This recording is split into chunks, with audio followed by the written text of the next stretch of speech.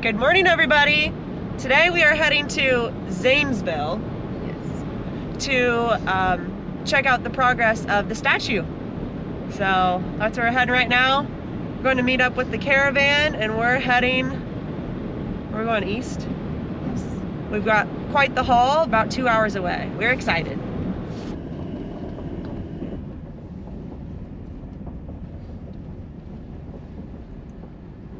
Little pony. Yep. Pony and a goat. Well, that's cute. Yeah. Hello. How are you?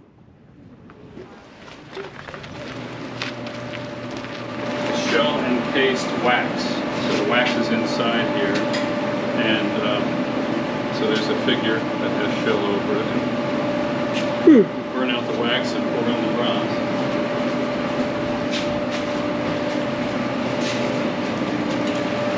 Thank you.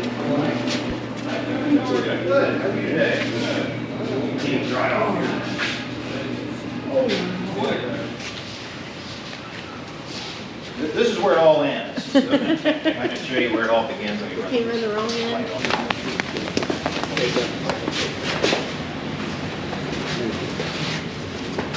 Who's that guy? What are you doing? See ya. One time we had 13 two goats around here. It always looks different. We've got a little bit of overstock of material right now. Okay. Because we'll use it. So these racks and things, the hanging is dry. How many times do you usually dip? The dips are anywhere between 9 and 12 coats. We'll receive a wax pattern. There's remnants of patterns here on the back on this shelf here. So there's wax. So this is actually what these gates are. We use that as a means to pour the bronze into it and create a funnel to get, the entire form. So we'll receive it in a raw form without any of the shell on it. That's the front of the Thomas Edison. That's a plaque for golf trophy. All that's done downtown at our gallery.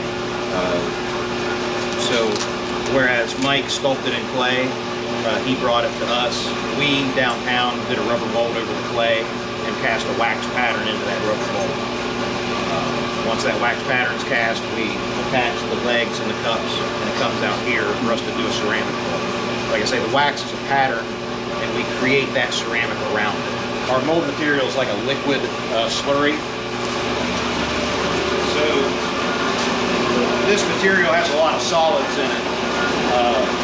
This tank turns 24 hours a day. It has for the last 27 years.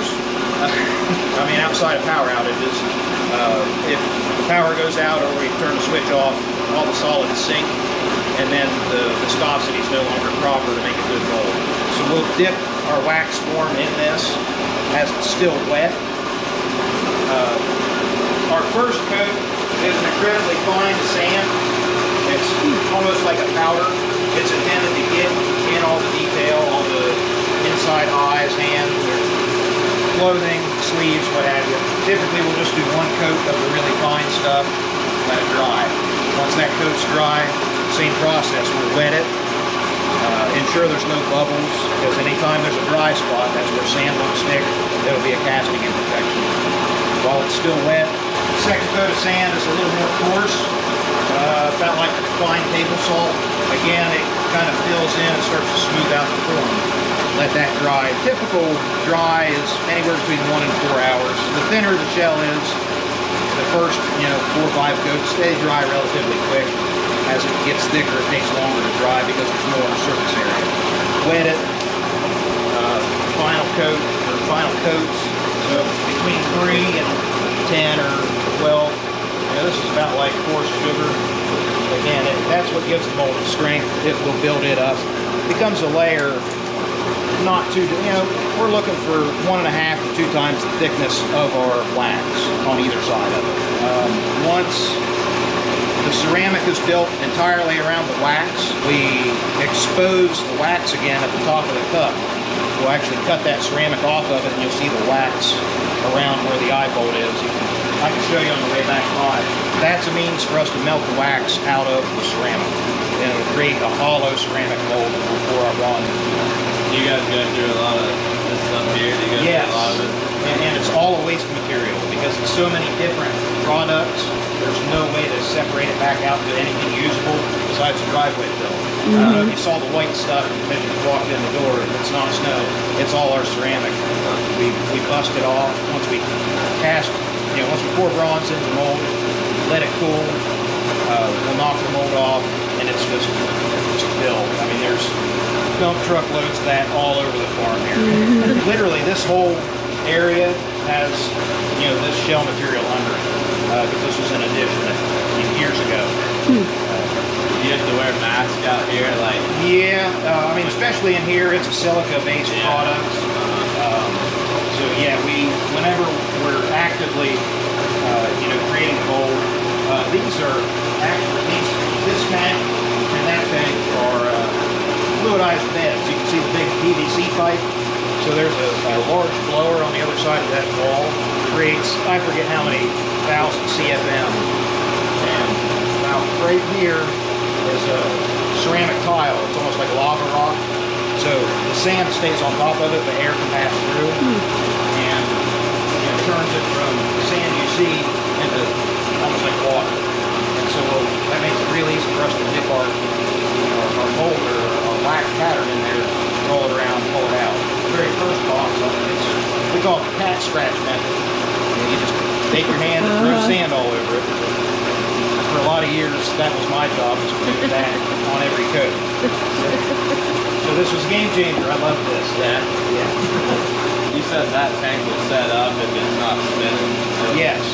Have you ever had it set up? Oh yeah, and it's a bear. It's about like it out then, or what?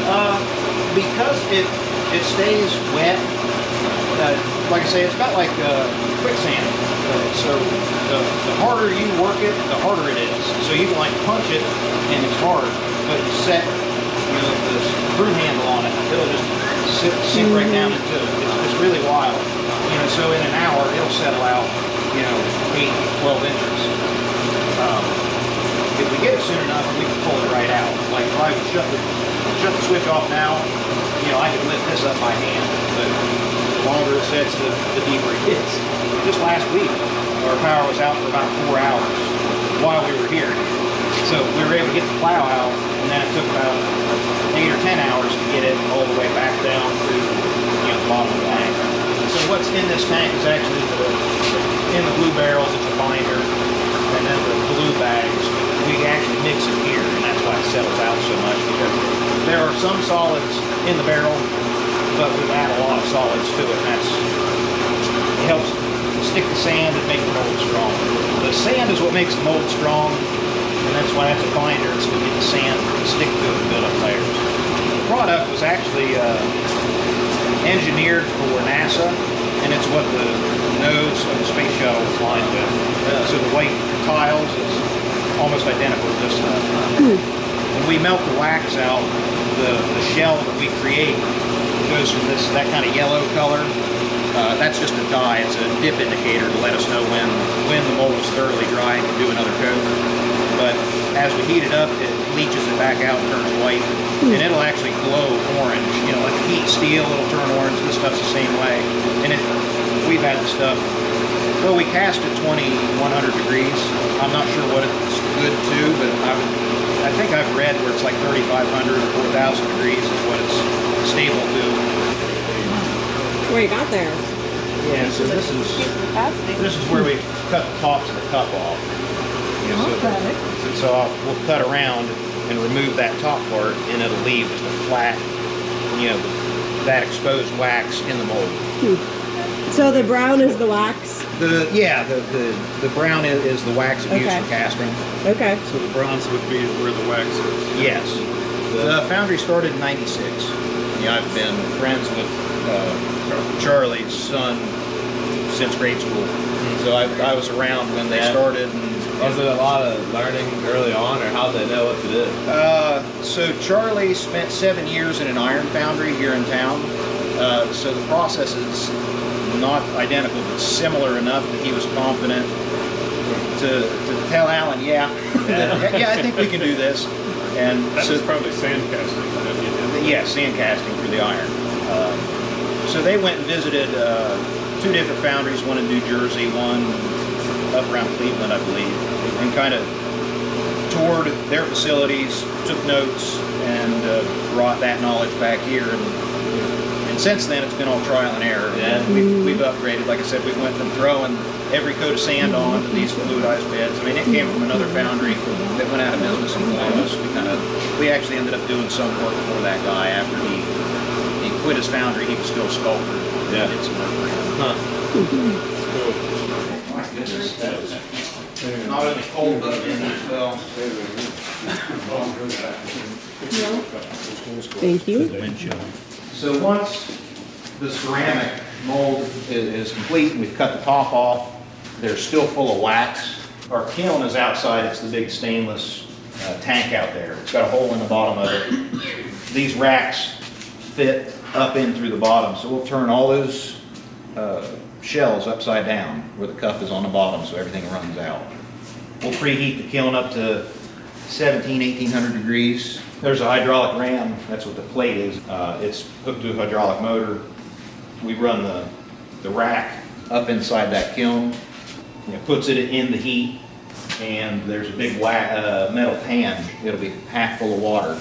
As that wax melts out, it lands on top of the water and solidifies. That way we can reclaim it later. The wax melts out in anywhere between 15 and 20 minutes. Then there's gas residue and different. Sometimes our waxes will have burlap or rope or wood or something, depending on what we had to do in the wax casting to either make something stiffer, or if we have to create indirect wax, we've got to burn that material out as well. So it's about an hour and 20-minute long process to actually burn the wax and melt the wax out and burn all the gaseous material out. And then they come out. I mean, everything you see on this rack is glowing red an hour and a half ago. They're entirely clean inside. There's white inside as they are on the outside. At this point, they're cool. So this afternoon we'll bring them in, check for cracks in the mold. If there are cracks, we've got a cement type product that we can patch it up, make it strong. Tomorrow, the furnace is actually underneath these steel plates here behind me. We've got everything, and it's about a 4-foot deep pit. If there is an issue with the casting, if the mold breaks, or if we slip and bump and splash some molten bronze, it goes down instead on the floor where it can get on our feet. Or if you heat up concrete, the moisture in it pops, and it'll end up, there's black pepper marks in the ceiling where stuff has had moisture in it, and poof, it'll pap and blow stuff all over the place. Not often, but it has happened.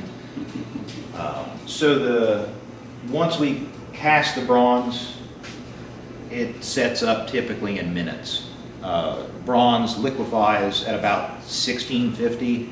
We cast around 2050 to be between 2050 and 2100 degrees.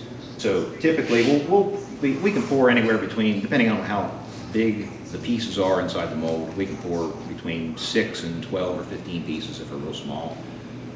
What we pour first is pretty much set up by the time we pour the last piece. We immediately put everything back in the furnace, load the furnace, and by the time that's done, it's like a 5-minute process. We can start grabbing the molds and dragging them outside because it's set up that quick. I mean, they're still really hot, but they're no longer molten. We like to wait an hour or so for them to cool off naturally. As the metal cools, it shrinks a little bit and the ceramic doesn't.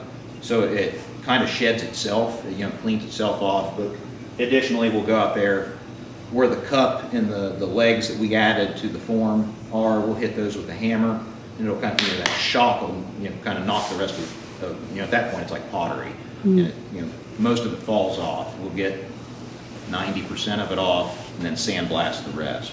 So you can kind of see from this, we cast in pieces that are about a 20-inch cube. Oftentimes they're smaller, but that's kind of the max. All these shiny areas are where we've worked the seam. This one's not done, but so we'll cast in chunks, and then we have to weld all that back together. Before welding, they had to hammer the pieces, and they had little flares on the inside that they bolted the pieces together and then filed. And actually, since it's such a malleable material, and luckily you're young enough that you didn't have to do this. I didn't have to either, but before welding, they were just hand hammering so that you blend one piece to the next, and then you have to dress that and smooth it out, and it was all, it would take months to chase that. Yeah, never had to do that. I've seen one piece that was done like that. You know, it was just a small form that was, you know, a front and a back, and the edge was hammered together. It was pretty incredible to think about, you know, doing everything that way. A story about the Dean of American Sculpture, who came from Urbana, John Quincy Adams Ward, when he was finishing his apprenticeship with Mr. Brown in Brooklyn. The last commission was an equestrian statue, and the workers who were doing the manual work, hammering, doing all of that filing and hammering, quit. They decided they wanted more pay. Well, they let them go, and John Quincy Adams Ward crawled inside of the horse and actually finished bolting it and hammering and making sure these pieces of bronze were assembled. He said, "I spent more time in that horse than Jonas spent in the weight." Okay, well that's, thank you, Josh. That was great. Yes, thank you. What's this thing weigh right now, off the top of your head? I haven't put the scale on it. I would guess between 5 and 6. Yeah, we were able to keep him kind of thin, so it's not super heavy. What stage are you at with Andy? Yeah, so the patina will happen. I was telling Mike, I didn't know if he wanted to adjust any of his, you know, attitude, you know, the way it's stood up. I'll put a stainless mount in each foot with 2 pins each. Well, it'll actually be a stainless nut. And then on location, it'll have a threaded rod coming out the bottom, and then I think this is going on stone, is what Mike had said. I'll have patterns for each foot. Drill the stone on site, you know, or Mike will. Typically, he does his own installations. You know, drill the stone, use epoxy, and epoxy those pins in the holes in the stone, and then it'll be set essentially forever, or unless someone wants to pick up the stones and the statue altogether. Yeah. That won't be a Halloween trick, will it? So yeah, I would call him 97%. You know, I can have the mounts done in 3 hours. We'll sandblast, check for any imperfections after the sandblast process, because sometimes a pinhole will show up, or something that we didn't chase off, or you know, something we don't like. You know, it's usually a minor repair, less than an hour in that, and then the patina process starts. You know, the patina that Mike generally uses will start off with a kind of medium brown base. We'll heat the bronze up to run all the moisture out of it, and the temperature will make the patina set quicker. So it's maybe 120 degrees when we spray the first coat, and it's like a rust. So it actually tarnishes the surface of the metal. It's not a coating at all. That product needs killed with water to make it quit reacting. So once we're satisfied with the coverage, hose it down with water and rinse it off real good. When we're satisfied that it's even, we'll heat that up again, and it'll set that color. It'll go just a tiny bit darker, but it really makes it hard to do anything with at that point. You know, we're kind of at that color point. Typically, we'll lighten the face or features up. I mean, we can go really bright on things, but typically we don't. Mike usually doesn't like that at all. I don't think this piece necessarily needs anything highlighted like that. I believe we do a second coat of a different chemical that kind of warms it up, makes it a little more of a red brown, but it will give it just a little extra depth. That needs applied at about 200 to 250 degrees, so we'll let the piece chill out a little bit while it's still warm. So before it's gotten any chance to take on moisture, we'll spray it with a clear coat designed for bronze sculpture. It's breathable, so that as the weather changes and it gets sun and rain and hot and cold, none of the chemicals will react again. It's just a very tiny piece that I've always been, it's almost nothing. And they're- Our primary sculptor is the one that did all that material. So it has to do because it was all done, you know. Lift that foot right there.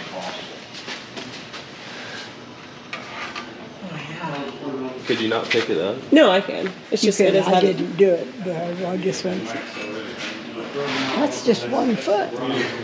Oh yeah, that's how thick it is right there. Okay, I think we're ready to head. Hello. Yes, yeah. And Batman's You don't have anything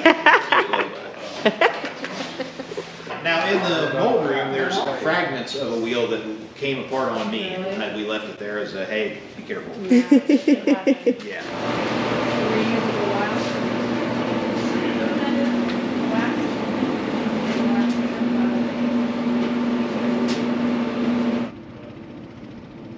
Pretty out here.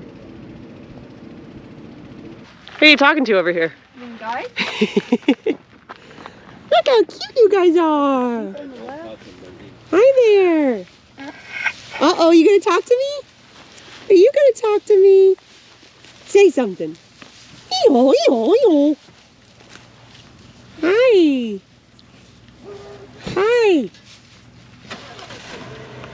You guys are adorable. Don't bite me. Everybody pile in. Clown car. Hey! Kids in the back.